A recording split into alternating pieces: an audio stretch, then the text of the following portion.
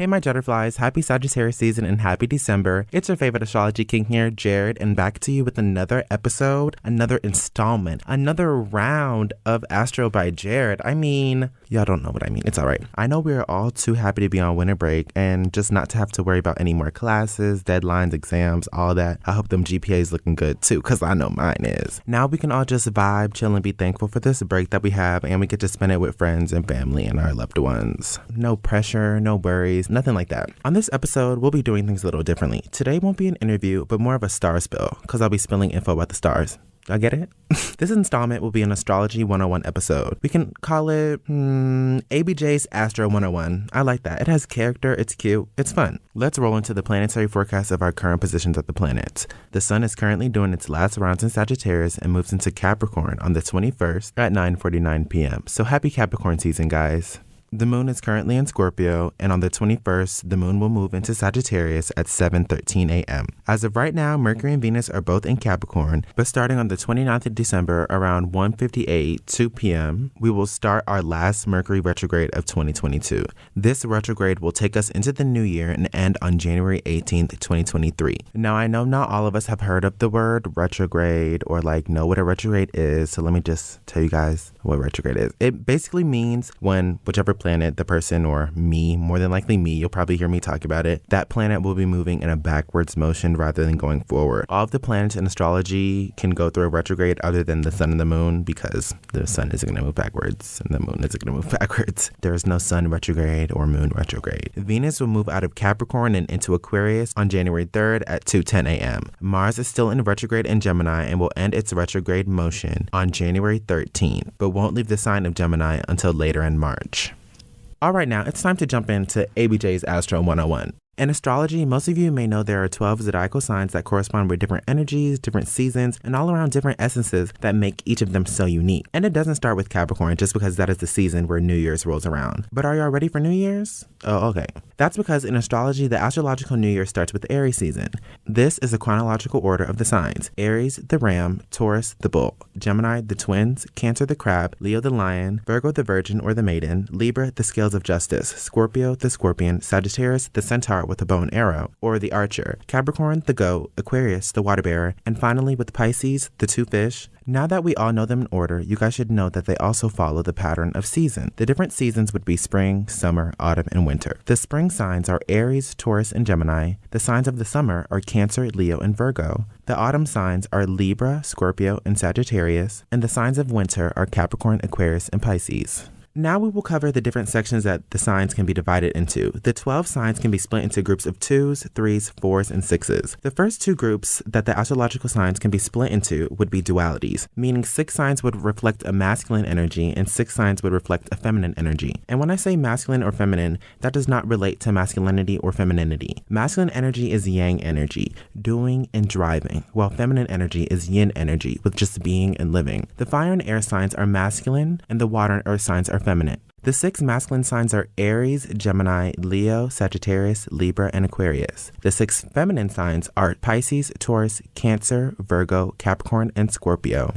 To go to more of a familiar note, let's talk about the 4 different sections of 3 that the signs can be divided into. These would be known as triplicities, or as more people know them as, the elements. The fire signs are Aries, Leo, and Sagittarius. The earth signs are Taurus, Virgo, Capricorn. The air signs include Gemini, Libra, and Aquarius. And last but not least, the water signs include Scorpio, Pisces, and Cancer. The 3 different groups that the signs can be arranged into would be quadruplicities, which are groups of 4 and also known as the modalities. The modalities show us how the signs intertwine with the world around them, including what they bring, what they create, form, control, and the energies they impose on life around them. The 3 modalities are cardinal, fixed, and mutable. Aries, Libra, Cancer, and Capricorn are cardinal. Cardinals are the beginners, the initiators, the creators, and they love being on top. They're the driving and starting force energy. They are outgoing and go-getters. Even though they like being on top, they do have a tender spot for those who know just how to take command off their shoulders. The fixed signs include Taurus, Leo, Scorpio, and Aquarius. The fixed modality houses the perfecters, the controllers, and those who excel in completion. Although they can be seen as quite stubborn and resistant to change, it does not mean it will never happen. You know, everything takes time. The mutable signs include Gemini, Virgo, Sagittarius, and Pisces. The mutables are just as they sound, mutable. They can mutate and form into whatever need be, no matter the dilemma, situation, or circumstance. They are flexible, versatile, and extremely adaptable. Considering they can slip and slide through situations, they can sometimes come off as unseen or uncommitted. Finally, that leaves the 6 groups of 2, which are the polarity pairs, as some people call them, sister signs. Each of the polarities correlate to an axis in astrology that I will talk about later. These are the 6: Aries and Libra, Taurus and Scorpio, Aquarius and Leo, Sagittarius and Gemini, Virgo and Pisces, and Capricorn and Cancer. So now we're going to get into planetary rulerships of each of these signs. And if I can remember correctly, not a lot of you got the question right earlier in Sagittarius season when I asked you what planet ruled Sagittarius. That's funny. But that's okay. I'm always here to teach. For these, I will use traditional and modern astrology representation. In traditional astrology, astrologers use only the 7 main planets and focus more on the external essence of who we are. In modern astrology, it is more personal, psychological, and hones in on the traits that each of us have depending on our natal charts. The sun embodies what most people see about you from the surface or from outside without looking in. It centers your drive, where you get your energy from, your ego, and your pride. This is what most people refer to in astrology when someone asks them their sun sign or their horoscope. The sun rules over the sign Leo. The moon rules Cancer and rules over your emotions, your body, your instincts, intuition, and your unconscious. The moon is more of what you see about yourself, sort of what is hidden, but more of what is private or personal to you and you alone. Mercury reigns over the mind, how you think, how you communicate, and even what you like to communicate. It is known as the planet of the mind. It also commands the voice, public speaking, singing, acting, and the nervous system. Mercury rules in Gemini and Virgo. Venus is about what we like, what we love,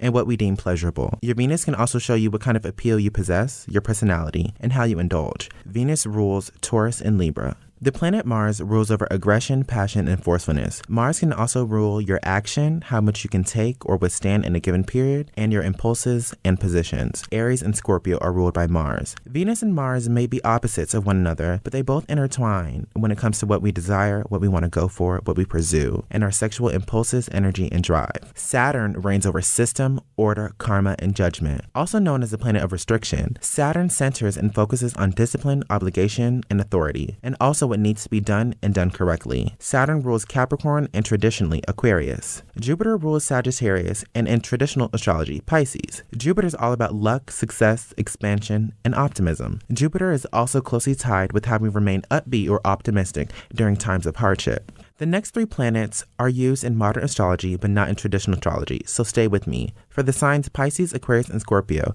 astrologers give primary and secondary rulerships to each. The primary would be the first traditional rulership, with the modern rulership being secondary, or vice versa, depending on who you ask. Uranus rules Aquarius and is about innovation, adventure, creation, technology, learning, and imagination. Uranus is about progression, even if rebellion is necessary. The planet magnifies possibility, awakening, revolution, and what could and very much can be. Neptune rules imagination as well, but on the dream state of things. Neptune is the planet of dreams, wishes, and rules over Pisces. And finally, Pluto reigns over Scorpio and rules regeneration, chaos, destruction, and transformation. Pluto cleanses so there is a clean slate. Pluto focuses on starting over, going back to the beginning, and rebirth. Essential dignities correlate to the strength or weakness that an astrological planet would have in a given sign. Each dignity is labeled throughout domicile, detriment, fall, or exalted/exaltation, whichever you want to say. When you think of domicile, think of home. Think of where it's comfortable. Now, on the opposite end, you would think detriment, where it's weakened or not its strongest, away from home. Fall is when the planet is in its most debilitated state. It's not its strongest and it's not heard from. But if you look at the other end, where it's strengthened and doing its best, it's exalted. When planets are in detriment and fall, it is where the planets have difficult times expressing themselves, or they're just not as comfortable in.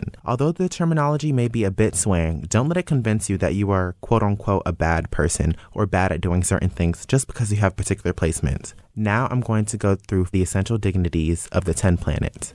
The sun is in domicile in Leo, in detriment in Aquarius, in exaltation in Aries, and in fall in Libra. The moon is in fall in Scorpio, in exaltation in Taurus, in detriment in Capricorn, and at home or in domicile in Cancer. A few people say different things about Mercury, but from what I've learned, Mercury rules the two signs Gemini and Virgo and is domicile in both. It's in exaltation in Virgo and in detriment in Sagittarius and Pisces, and in fall in Pisces, almost like a 2-for-1. Venus is in domicile in Taurus and Libra, as Venus rules both of the signs, in detriment in Scorpio and Aries, in fall in Virgo, and in exaltation in Pisces. Mars is in exaltation in Capricorn, in fall in Cancer, in domicile in Aries and Scorpio, and in detriment in Libra and Taurus. Saturn is in domicile in Capricorn and Aquarius, in detriment in Cancer and Leo, in exaltation in Libra, and in fall in Aries. Jupiter is in fall in Capricorn, in exaltation in Cancer, in detriment in Gemini and Virgo, and at home or domicile in Sagittarius and Pisces, since it does rule both. Pluto is in exaltation in Leo, in fall in Aquarius, in domicile in Scorpio, and in detriment in Taurus. Uranus rules Aquarius, so that's where it's at home. It's in detriment in Leo, in fall in Taurus, and exaltation in Scorpio. Neptune is domicile in Pisces, in fall in Capricorn, in detriment in Virgo, and exaltation in Cancer. Don't let the linguistics wrap up your perception of astrology or how you feel about yourself. Astrology is a learning device and should not be used to pin or push anyone into a box. Now we're going to go into the colors associated with the astrological signs and the planet. I will go based on nearest to farthest from the sun. The planetary order would be Sun, Mercury, Venus, then the Earth's moon, Mars, Jupiter, Saturn, then including in modern astrology, it would be followed by Uranus, Neptune, and Pluto. The Earth is not mentioned in this order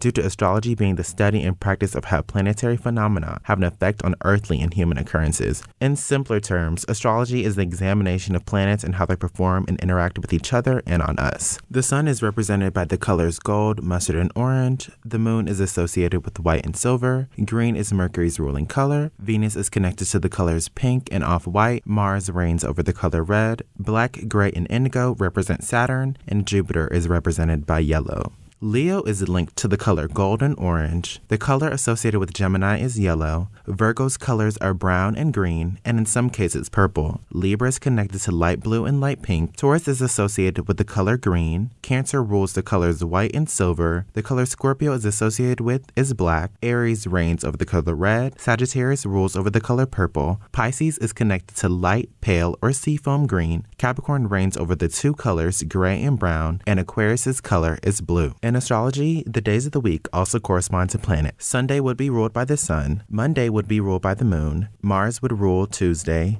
Mercury would rule over Wednesday. Thursday is represented by Jupiter. Venus represents Friday, and Saturday represents Saturn. I also mentioned that I would be going over the different axes and how each of the polarity pairs correlate to a specific axis. Aries and Libra represent the axis of independence. Taurus and Scorpio correlate to the axis of magnetism. The charisma axis is represented by Aquarius and Leo. The axis of communication is portrayed by Sagittarius and Gemini. The axis of humility is represented by Virgo and Pisces. And Capricorn and Cancer correlate to the responsibility axis. Since we're at the end of the show, and I hope you guys enjoyed the lesson, I wanted to include some famous Sagittarius considering it's Sagittarius season. Janelle Monáe, Richard Pryor, Deshaun Jackson, Charles Michael Davis, and Zoe Kravitz. And since we're getting close to the sun transitioning into Capricorn, it only felt right to include some of the GOATs. Here are 6 people who have their sun in the sign of Capricorn: Martin Luther King Jr., Michelle Obama, Denzel Washington, LeBron James, Gayle King, and John Legend. Thank you all for tuning in to this episode of Astro by Jared. Happy holidays, Merry Christmas, and Happy New Year. You can find and follow me on Instagram at As Told by Jared and the podcast at Astro by Jared. Stay tuned for more. Astro by Jared is a product of WANM-FM 90.5 in the School of Journalism and Graphic Communication at Florida A&M University.